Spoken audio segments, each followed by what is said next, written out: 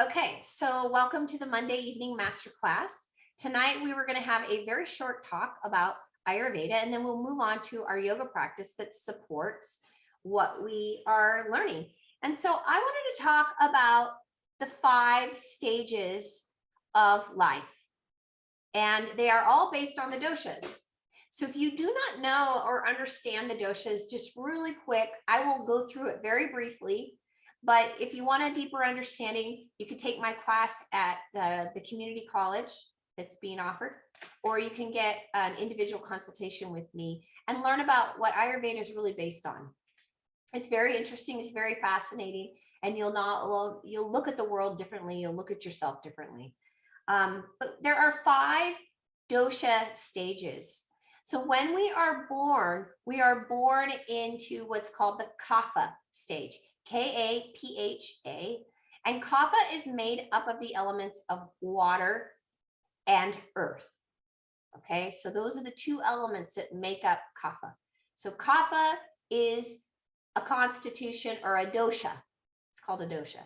But it really, if you are dominant Kapha in your body, then earth and water is what you tend to experience all the time. But we are all experiencing Kapha in the early stages of our life. So if you look at a baby and what are babies like? Like a healthy baby is got fat rolls and they drool all the time and they are full of moisture.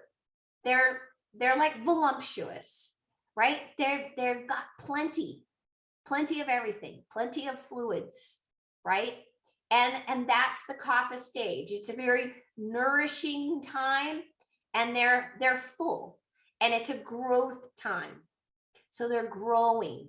So you move from that Kapha stage, which is the very beginning of our lives. We're all in that Kapha stage, and we move out of that around 15 and late teens.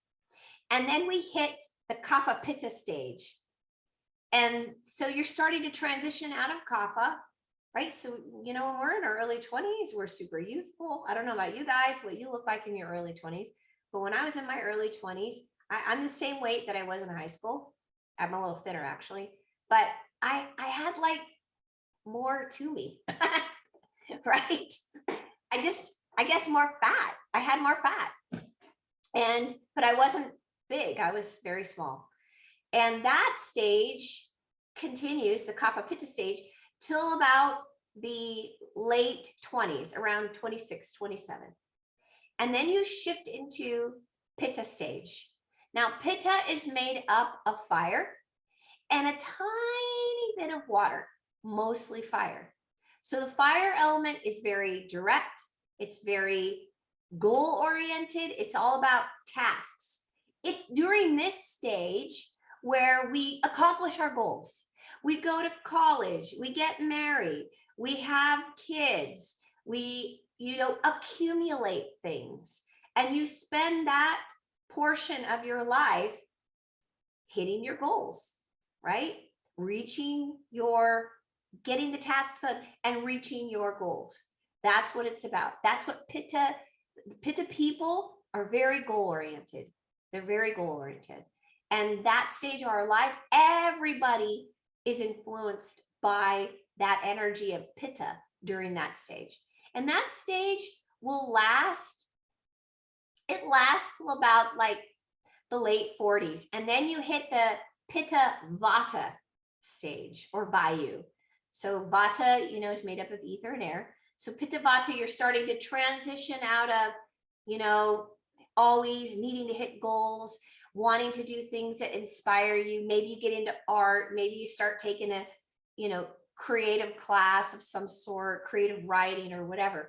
You start having other interests outside of constantly needing to make money, needing to accumulate, needing to always do. And so you start moving into a little more Vata. And then when you hit about 55, you go into what they call the Vata stage. But I will tell you that there are a lot of people that stay in that Pitta stage for a lot longer, right? A lot of people. They still work.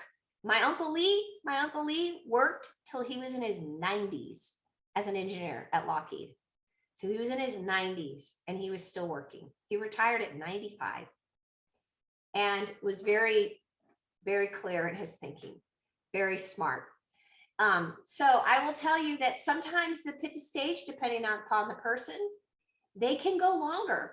There are some people that are a lot more driven and they want to stick with it a lot longer. So what'll happen then is that might continue a little longer, but generally speaking, in about the mid to late 50s, we start wanting something else in our life. We start moving into Vata.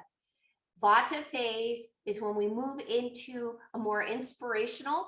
If you're moving into Vata phase in a positive way, you move into your wisdom. You move into your inspiration. You start to access the ethers. You start to have creative ideas, right?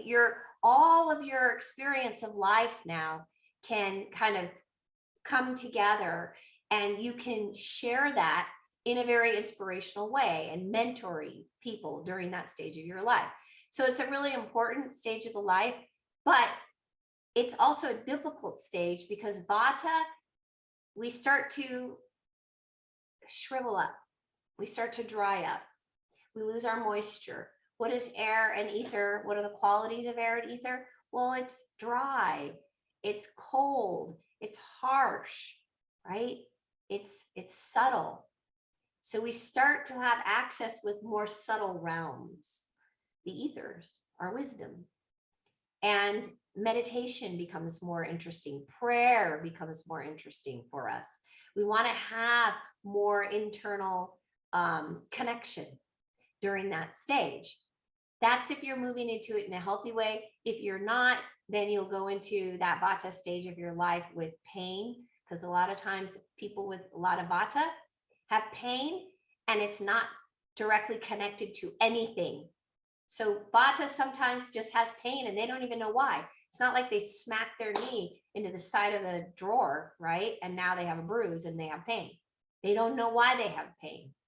So pain will show up. Things just start not working as well, moving as well. And so it's really important stage of your life to take care of yourself. Really important. So nourishing at that time is a big deal. Big deal. You want to build your ojas, your vital reserves.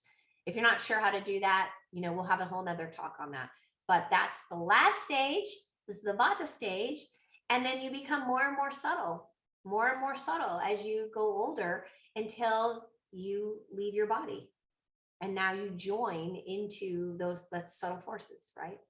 So you leave your body and then the body goes back to the earth. So that is the different stages of the doshas. I think it's very fascinating. And if you have any questions on that, you can reach out to me, email me, or send me a text message. Okay. All right, you guys. So we're going to move on now to the yoga practice.